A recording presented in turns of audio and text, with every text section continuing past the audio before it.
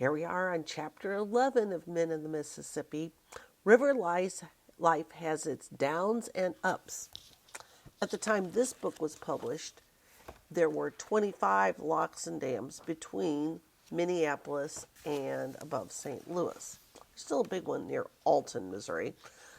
And I didn't look to see how many actually are in use. But they number them, lock and dam this and lock and dam that. And I know there's one by Alton, Missouri near St. Louis.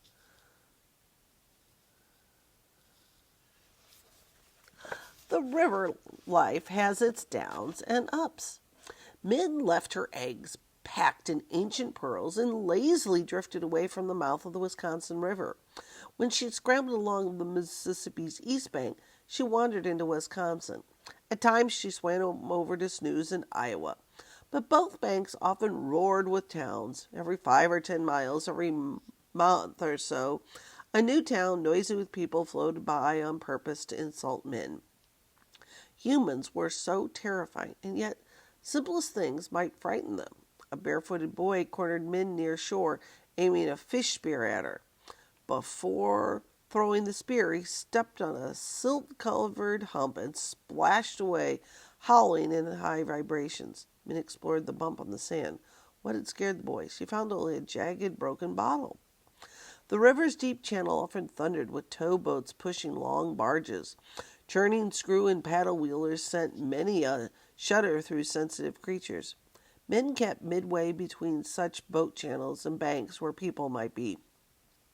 Here, stretched on a peaceful, shimmering world of leafy islands and weed-swirling sunken mud bars, here kingfishers speared fish, plunging down like blue stones falling out of the sky. Snaky-necked cormorants perched upright on snags or chased fish, with a blur of webbed feet and quick beating wings that flew underwater past Minn.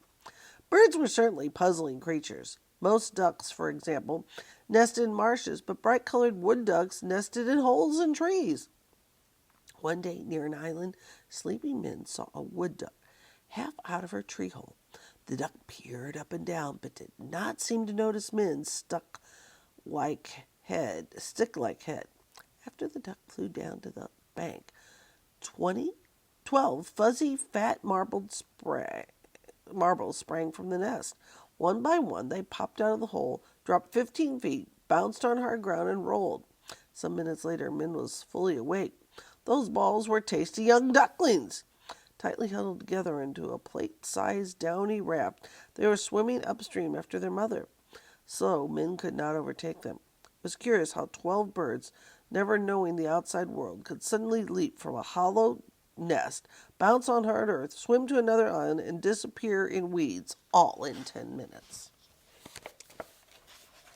Here's another map of the Mississippi, and this is showing how the dams work to bring boats safely down the river.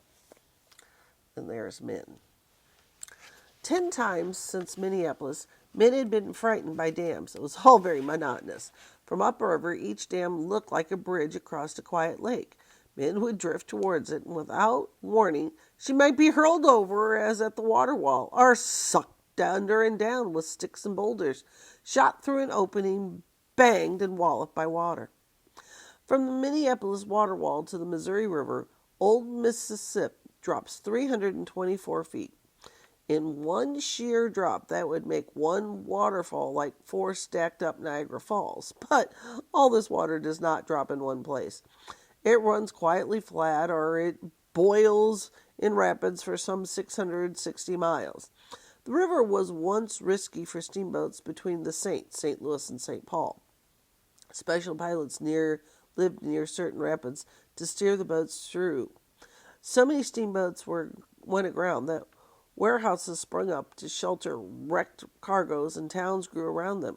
But today, 26 dams between Minneapolis and the Missouri River have made the roaring Mississippi to a powerful stairway. To climb upstairs or down, concrete lakes at each dam raise or lower all boats, big and little, another step in the river. Minn disliked dams even more than people. She flopped over some, suffered through others, and cheated a few, such as dam number 10 at Gutenberg, Iowa. On an island, she walked over a built-up bank or levee and found the dam was behind her. But dam number 11, Eagle Point, snatched Minn. She hugged her shell, helpless as a kernel of Iowa corn in a mill. Though not ground to bits, Ms. was dizzy. She drifted 3 miles into the city of Dubuque, banged the submerged wing dams on the way without knowing it. When her senses returned, she decided against dams.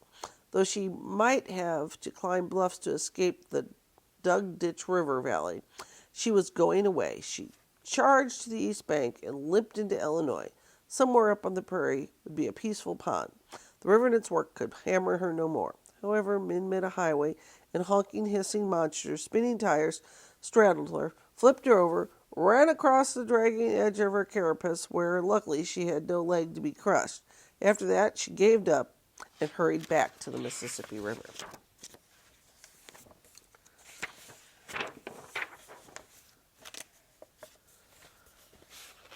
So here's some of the dams and how they work. But that's how it feels like to Minn going over them. Swoosh. Minn never could like going violently through the underwater gates of dams, but now 13, she no longer fled blindly from people, and their fishhooks worked for her. Under rows of shanty boats moored along islands, she was sure to find fishing lines sagging down from the surface. When a lazy catfish gulped bait on bottom, Minn waddled eagerly over. One snap killed it, and holding it down with her front feet, she ate. She stopped promptly when she came near the hooks inside. Too often lines were hauled up with only fish heads dangling. Then things happened. While Minn rolled off like a throwaway plate, shantyboat people vainly probed the mud, looking for a thieving turtle. Poles, oars, and spears jabbed holes along the bottom like sewing machines gone wild. Always hungry, Minn began to grow careless. She trailed a hooked catfish into a rusty lard can. Pushing past Dench, she was suddenly stuck. The lively fish flopped beneath her. Then the stout line jerked and pulled up the tin and 2 captives. "Aye, grannies! Marthy, look here. Breakfast comes ready canned the mornin'." "Catfish again," snorted Martha. "Luke, it's a wonder we don't grow catfish faces, we eat so many." "Huh! A 3-legged she-turtle. Reckon I don't feel like dressing turtle meat right now. Pop her in the swill bar to fatten up some." Thus, near Galena Junction, Illinois, Minn began riding in a barrel. It stood on the stern of a shanty house near an old outboard motor and a coop full of cackling hens. 3 yellow cats watched as Martha said, "Excuse me, Miss Turtle," pushing Minn under skim milk and table scraps with the Big Dipper. The dipper came up, brimming with dainties, while Minn arose under it, hissing and clawing wildly at the barrel's slippery walls. But Martha continued in soothing tones. "It's this way, Miss Turtle. I mix the swill with grain mash for the hen trough. So you see, we get fresh eggs from these leftovers. No waste. And you get to like this barrel, I reckon. We eat good, and so will you." Luke, he hauls cans of skim milk on his wheelbarrow from some farm or dairy near where we might be stopping. You'll float easily in a whole barrel of food and get fat as a pig. And then Miss Martha did not finish. They're going to eat Minn. So they think. Minn Chapter 11.